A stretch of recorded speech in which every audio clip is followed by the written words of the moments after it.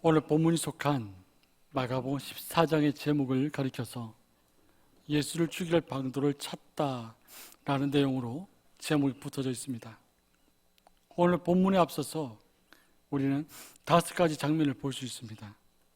첫 번째는 대제사장과 서기관들이 예수님을 잡아 죽일 방도를 구하는 장면입니다. 두 번째는 예수님께 향유를 부은 여인을 가리켜서 허비했다고 꾸짖는 장면을 우리가 볼 수 있습니다.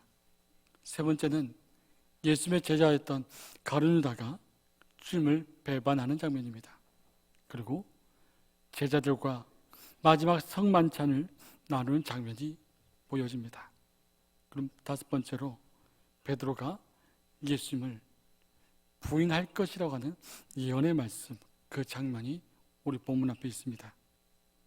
이러한 5가지 장면 속에서 주님의 마음은 두려움과 고통과 아픔에 휩싸였습니다.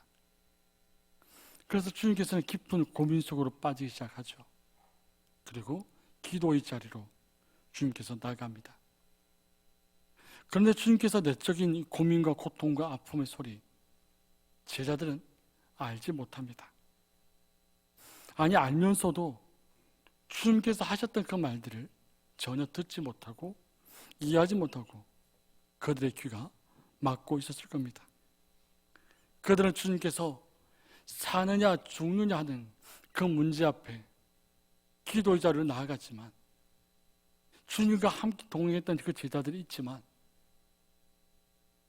주님과 결코 함께하지 않았다라고 하는 말씀입니다. 가룟유다가 주님을 팔아버립니다. 주님께서 대제사장과 서기관들에게 붙잡혔습니다. 제자들은 다 도망을 갑니다.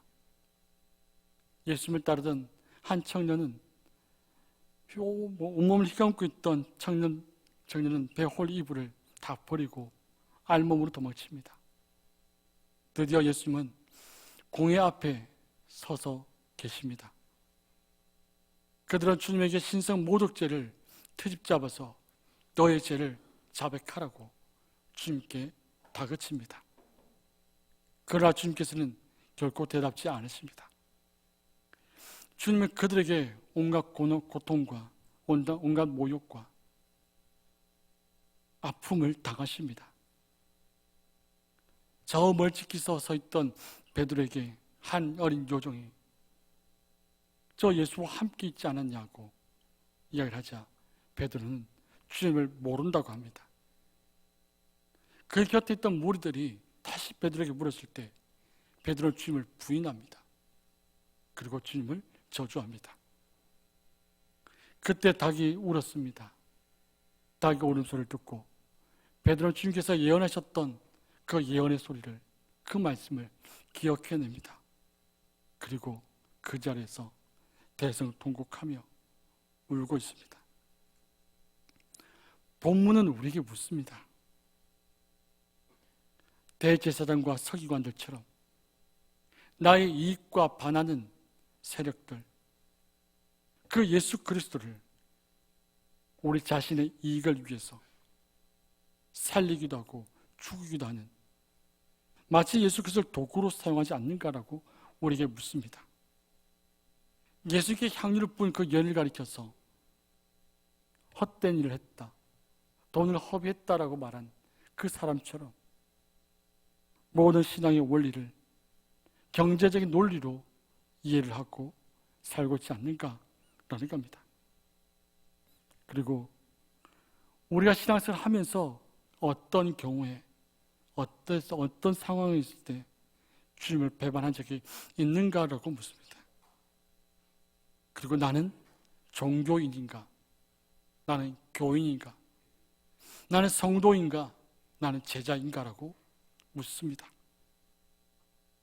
예수님이 당하는 고난과 고통과 그 모욕 속에 예수께서 그 자리에 계셨을 때 우리는, 지금 오늘 사는 우리는 누구처럼 행동할 수 있겠는가라고 하는 질문입니다.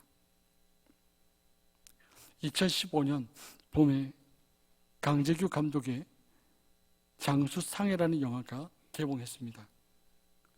그곳에 보게 되면 등장인물이 성칠의 역을 맡은 박근영 씨와 그리고 금림의 역을 맡았던 윤여정 씨의 황혼의 러브스토리에 대한 이야기입니다. 그런데 성칠만 모르는 한 가지 비밀이 있습니다. 그 사람이 현재 알츠하이머를 앓고 있다는 겁니다. 그래서 온 가족들이, 아내와 딸이 아버지가 알츠하이머를 앓고 있지 않다는 사실을 모르게 하기 위해서 집안에서만 생활하도록 아버지를 진행합니다. 이 이야기 마지막에서 성칠은 알게 됩니다. 자신이 사랑했던 그 여인이 자신의 아내였다는 사실을, 그리고 장수상의 사장이 자신의 아들이었고 이 금림의 딸이 자신의 딸이라는 것을 알게 됩니다. 그런데 알게 되었지만 여전히 기억이 없습니다. 그때 성칠이 이런 말을 합니다. 기억하고 싶은데 기억이 안 나. 기억하고 싶은데 기억이 안 난다는 겁니다. 저 남자가 내 아들인 것을 알겠고, 저 여자가 내 아내인 것을 알겠고, 저 딸이 내 딸인 것을 내가 알겠는데 기억이 안 난다는 겁니다. 사랑하는 성도 여러분, 신앙생활을 얼마나 오래 하셨습니까? 연복에 출석한 지가 얼마나 되셨습니까? 주님을 사랑하십니까? 교회를 사랑하십니까? 내 자신이 누구입니까? 나는 지금 무엇을 하며 살아가고 있습니까? 성칠의 말처럼 기억하고 싶은데 기억이 나지 않는, 기억하고 싶은데 기억이 나지 않는 화려했던 내 신앙생활의 과거가 있습니까?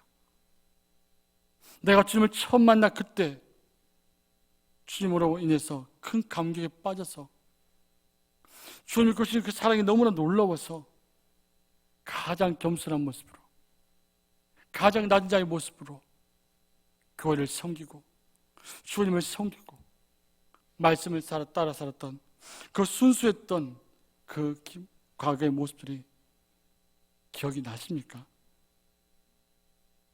우리가 기억이 나지 않을 때, 기억하고 싶어도 기억이 나지 않는 그 과거가 있다면 우리 안에 주님의 마음은 얼마나 아프시겠습니까? 오늘 본문이 속한 마가복음 14장을 보면 제자들은 예수님이 누구인지, 예수님이 어떤 마음을 가지고 계시는지, 예수님이 우리에게 무슨 말씀을 하셨는지, 예수님이 내가 어떻게 살아야 될 것을 말씀하셨는지 전혀 알지 못합니다. 기억하고 싶은데 기억하지 못하는 그 제자들의 모습처럼 우리의 모습이 별반 다를 바 없지 않겠습니까? 오늘 그럴 때마다 자주 인용하는 말씀이 있습니다. 마음이 원이로 돼 육신이 약하다. 내가 이만큼 나이가 들었고, 내가 과거에 이만큼 일을 했고, 그 과거를 자랑하면서 지금 나는 안 돼. 나는 지금 상황이 안 되고 바쁘고 많은 것들을 이야기하면서 마음은 원하지만 나 육신이 약하다. 그런데 이 말을 누가 했냐면 제자들이 한 말이 아니라는 겁니다. 주님이 하신 말씀입니다. 주님은 제자들에게 이 말씀을 하고 싶었던 겁니다. 시험에 들지 않게 깨어있어 기도하라는 겁니다. 시험에 들지 않게 깨어 기도하라는 이 말씀과 마음이 원이로 돼 육신이 약하다, 이 말씀이 같은 한 절입니다. 그런데 시험에 들지 않게 깨어 기도하지 못하는 제자들에게 주께서 이렇게 말씀하시는 거죠. 너희들 마음이 그렇게 하고 싶어도 너 육신이, 너의 몸의 상황이 그렇게 못하는구나 라고 하면서 그들을 인정하면서 예수님의 마음은 아프시다는 겁니다. 사랑하는 성도 여러분, 영적인 침에 걸리지 않기 위해서 깨어 기도할 수 있는 저와 우리 모두가 되어지기를 원합니다. 영적인 침에 걸렸더라도 계속해서 기도할 수 있는 우리가 되기를 원합니다. 오늘 본문의 배경이 되는 겟세마네 동산은 주님이 기도하는 곳입니다. 주님이 죽은 만큼의 아픔, 그 고통과 괴로움 속에서 토로하는 기도의 자리입니다. 주님의 땅에 엎드려 하나님 뜻을 간구하는 그 자리입니다. 겟세마네 동산은 제자들이 앉아 있어야 할 자리입니다. 제자들이 깨어 머물러 있어야 할 자리입니다. 그런데 이 제자들은 겟세마네 동산을 그들이 이해하고 그들이 받아들인 자리는 조는 자리입니다.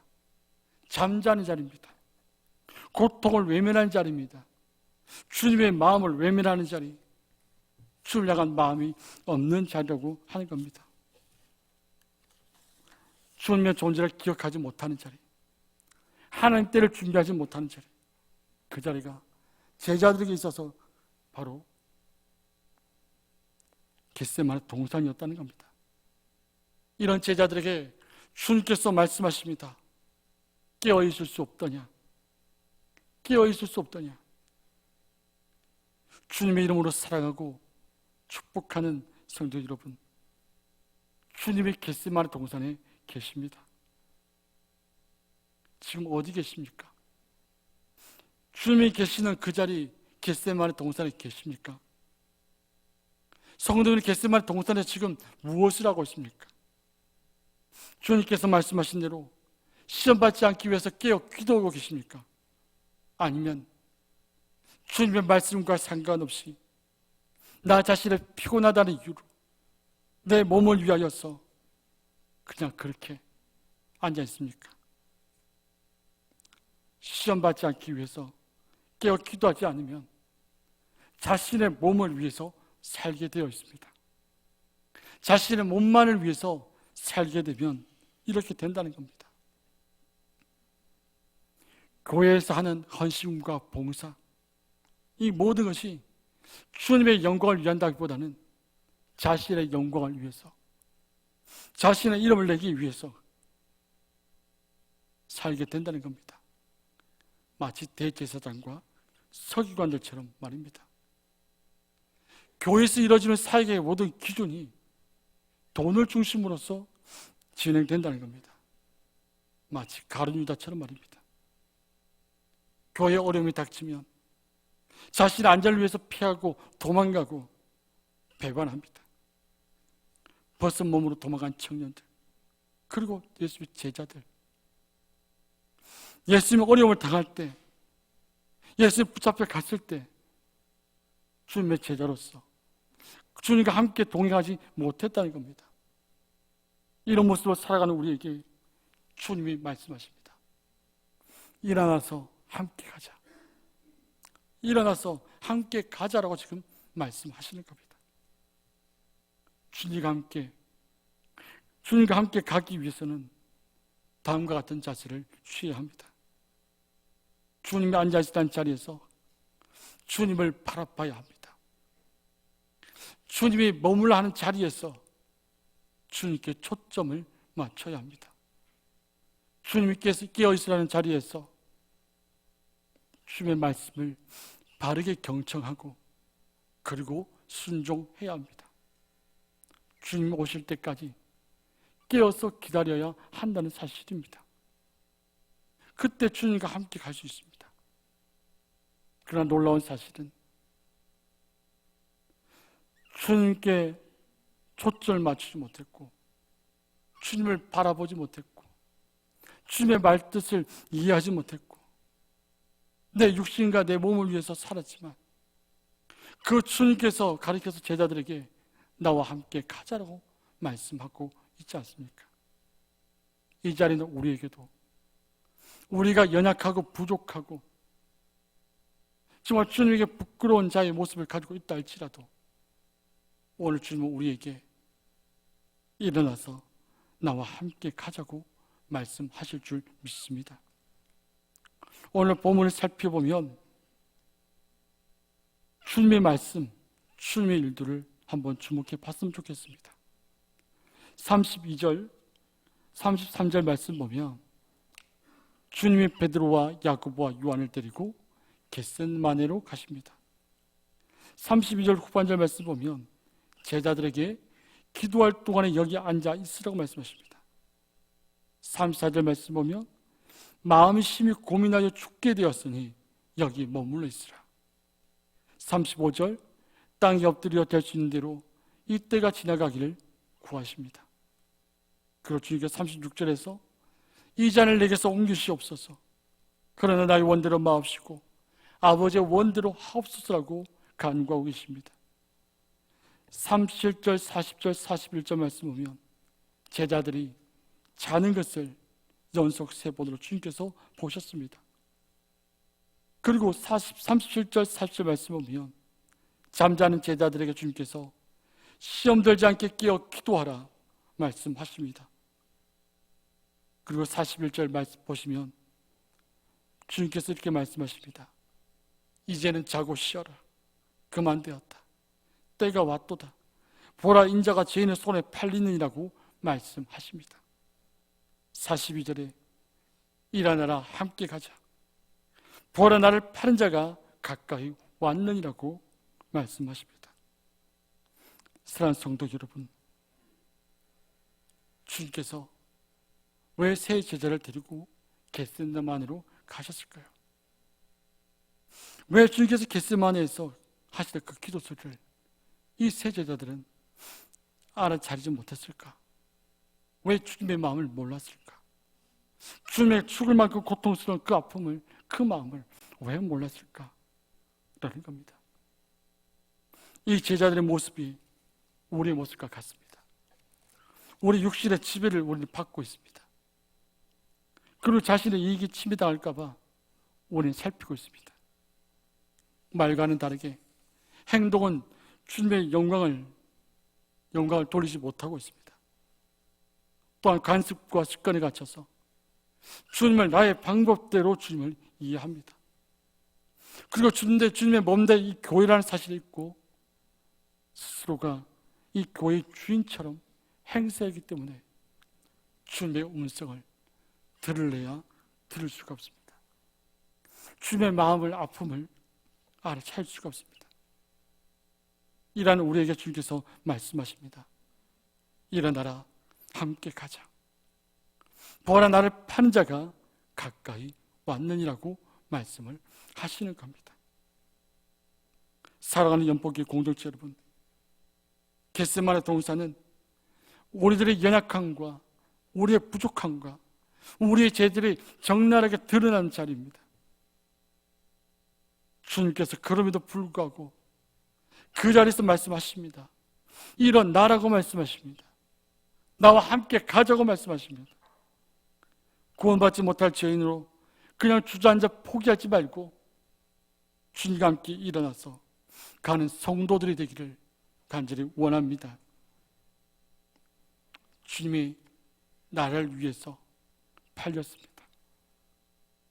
나를 위해서 십자가 달리셨습니다. 나를 위해서 십자가에 못 박아 죽으셨습니다. 그 주님을 바르게 볼 수 있기를 원합니다.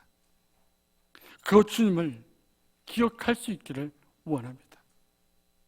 성취의 말처럼 기억하고 싶은데 기억이 안 나. 주님을 그렇게 듣기는 들었는데, 나를 위해서 십자가 못 박아 죽으셨다고 말씀을 드렸는데 기억이 안 나. 오래 신앙생활을 하면서 바르게 기억해야 합니다.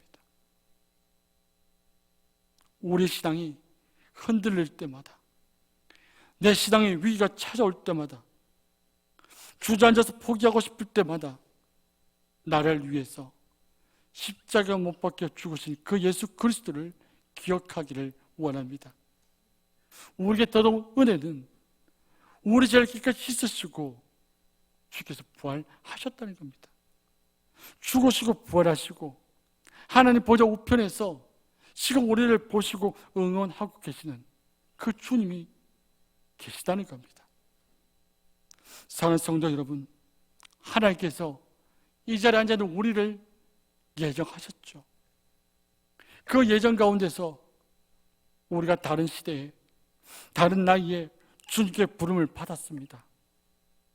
그리고 예수 그리스도를 알게 되었고 예수 그리스도를 믿게 되었고 나의 주님으로 모시는 믿음을 가지게 되었습니다. 그리고 그 주님을 인해서 주님을 닮는 성화의 삶을 오늘도 우리는 살아가고 있습니다. 다시 오실 그 주님을 기다리며 우리 믿음의 초점을 주님께 맞추며 살아가기를 간절히 원합니다. 오케스트라 연주를 하게 되면 가장 먼저 하는 일이 있다고 합니다. 그것은 모든 악기들이 음을 맞추는 겁니다. 튜닝을 하는 거죠. 제일 먼저 오보에라고 하는 악기가 특정 음을 연주한다고 합니다. 그러면 이 오보의 음을 기준으로 목관악기와 현악기 연주자들이 소리를 맞춘다고 합니다. 지휘자가 지휘를 할 수 있는 것은 모든 악기의 튜닝이 끝난 다음에 가능합니다. 튜닝이 되어 있지 않으면 아무리 연습을 많이 하더라도 멋진 화음을 만들어낼 수 없다고 합니다. 우리는 살면서 믿음이 흔들린 느낌을 받곤 합니다. 이럴 때 잘못된 것을 바로 잡는 것, 그것이 회개입니다.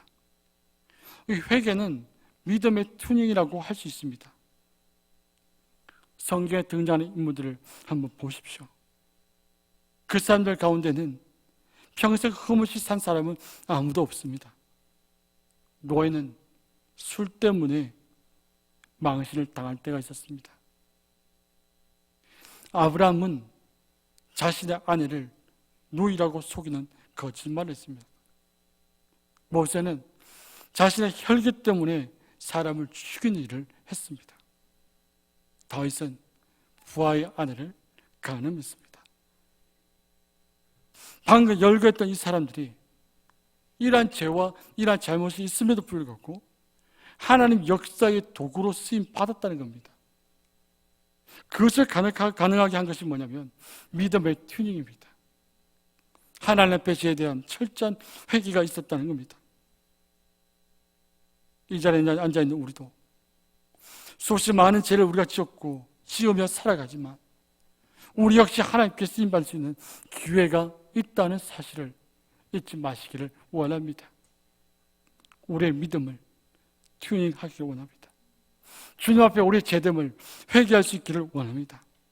하나님은 우리 인생의 연주자입니다. 우리는 하나님의 악기라는 사실입니다. 하나님께서 우리 인생의 연주가 되어주셔서 악기인 우리를 사용하신다면 하나님께 영광을 돌릴 수 있지 않겠습니까? 나의 고집대로 나의 불평과 불만의 소리를 내는 것이 아니라 하나님께서 나라고 하는 악기를 사용하실 때 감사와 찬양과 경배의 소리가, 찬양의 소리가 흘러져 나올 수 있는 그런 주의 귀한 성도들 되어지기를 원합니다.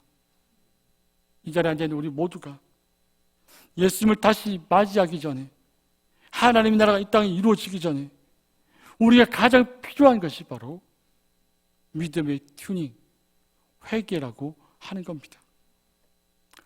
주님이 이렇게 부족하고 약한 우리에게 말씀하십니다.